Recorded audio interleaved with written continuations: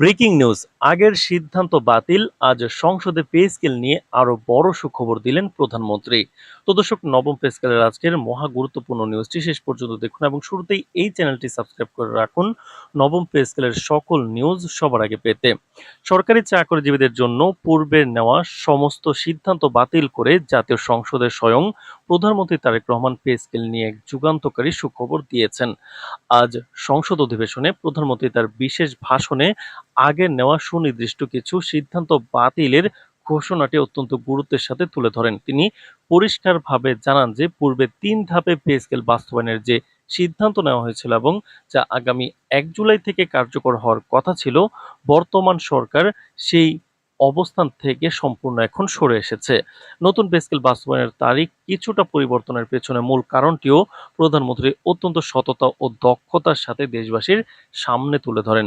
মাঠ পর্যায়ের কর্মচারী এবং বিভিন্ন পেশাজীবী মহলের দাবির মুখে ৩ ধাপের দীর্ঘসূত্রিতার সিদ্ধান্তটি বাতিল করা হয়েছে। এর পরিবর্তে সম্পূর্ণ নতুন সিদ্ধান্ত অনুযায়ী মাত্র ১ ধাপে সমগ্র পে স্কেল বাস্তবায়ন করা হবে।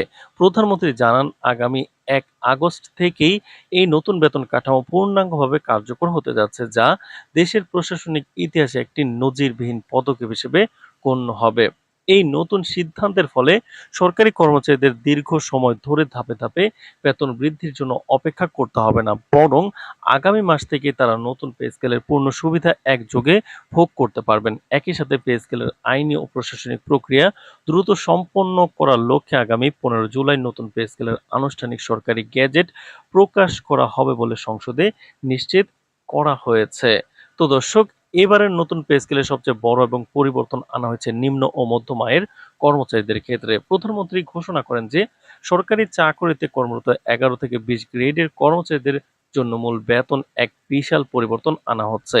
এই গ্রেডগুলোর কর্মচারীদের মূল বেতন রেকর্ড পরিমাণ অর্থাৎ ১৮০% বৃদ্ধি করা হবে। তো দর্শক, ভিডিওটির এই মুহূর্ত পর্যন্ত যারা দেখছেন, চ্যানেলটি সাবস্ক্রাইব করে রাখুন নবম পে স্কেলের সকল নিউজ সবার আগে পেতে। একই সাথে নিম্ন গ্রেডের সরকারি কর্মচারীদের পুষ্টি ও সামাজিক নিরাপত্তা নিশ্চিত করার লক্ষ্যে ১১ থেকে ২০ গ্রেডের সম্পূর্ণ জন্য নতুনভাবে রেশন ব্যবস্থা যুক্ত করার সিদ্ধান্ত গ্রহণ করা হয়েছে। এই রেশন ব্যবস্থার আওতায় কর্মচারীরা দৈনিক ও মাসিক প্রয়োজনীয় খাদ্য সামগ্রী অত্যন্ত সাশ্রয়ী ও ভর্তুকি মূল্যে লাভ করবেন, যা তাদের জীবনযাত্রার ব্যয়ভার বহুল অংশে কমিয়ে দেবে। অন্যদিকে উচ্চতর পদের কর্মকর্তা এবং ১ থেকে ১০ম গ্রেডের কর্মকর্তাদের ক্ষেত্রে বেতন বৃদ্ধির হার কিছুটা ভিন্ন রাখা হয়েছে। নতুন সিদ্ধান্ত অনুযায়ী ১ থেকে ১০ম গ্রেডের কর্মকর্তা ও কর্মচারীদের মূল বেতন ৬০% বৃদ্ধি করা হবে। তবে এই উচ্চতর গ্রেডগুলোর ক্ষেত্রে পূর্বের মতো সব ধরনের সুযোগ সুবিধা বহাল থাকবে না।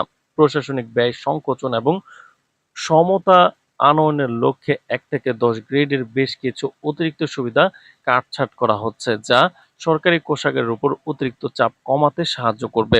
বেতন কাঠামোর পাশাপাশি সরকারি কর্মকর্তা কর্মচারী ও অবসরপ্রাপ্তদের অন্যান্য ভাতাদি এবং পেনশনের ক্ষেত্রেও এক বিশাল সুসংবাদ দেওয়া হয়েছে আজ।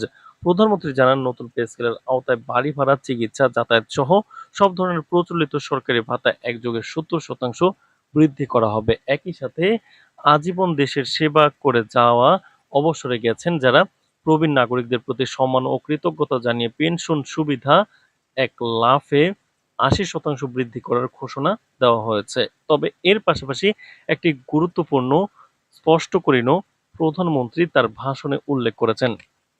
তিনি জানান, সরকারি কর্মকর্তা-কর্মচারীদের জন্য পূর্বে চালু থাকা যে সকল বিশেষ সুবিধা বা বিশেষ প্রণোদনা ছিল ১০ থেকে ১৫%, তা কোনোভাবেই বাতিল করা হবে না। এই বিশেষ সুবিধাগুলো আগের নিয়মেই সম্পূর্ণ বহাল থাকবে। তো দর্শক, ভিডিওটির এই মুহূর্ত পর্যন্ত যারা দেখছেন, চ্যানেলটি সাবস্ক্রাইব করে রাখুন নবম পে স্কেলের সকল নিউজ সবার আগে পেতে।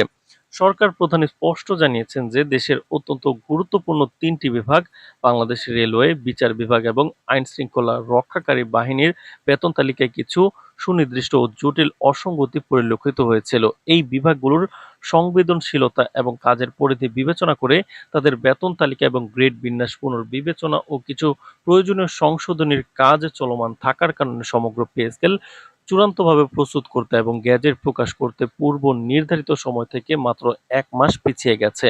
সরকার অত্যন্ত জোরালোভাবে জানিয়েছে, পে স্কেল কার্যকর হতে সামান্য কিছুটা দেরি হলেও আগামী ১ জুলাই থেকেই বকেয়া ধরে হিসাব করা হবে, অর্থাৎ আগামী ১ আগস্ট থেকে যখন নতুন পে স্কেল কার্যকর হবে তখন কর্মচারীরা তাদের আগস্ট মাসের নিয়মিত বেতনের সাথে জুলাই মাসের বর্ধিত বেতনের সমপরিমাণ বকেয়া টাকাও একযোগে পেয়ে যাবেন। ফলে এই ১ মাসের বিলম্বের কারণে কোনো সরকারি কর্মচারী তাদের প্রাপ্য আর্থিক অধিকার থেকে বঞ্চিত হবেন না।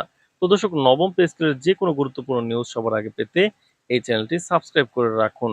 আজ এ পর্যন্তই, ধন্যবাদ।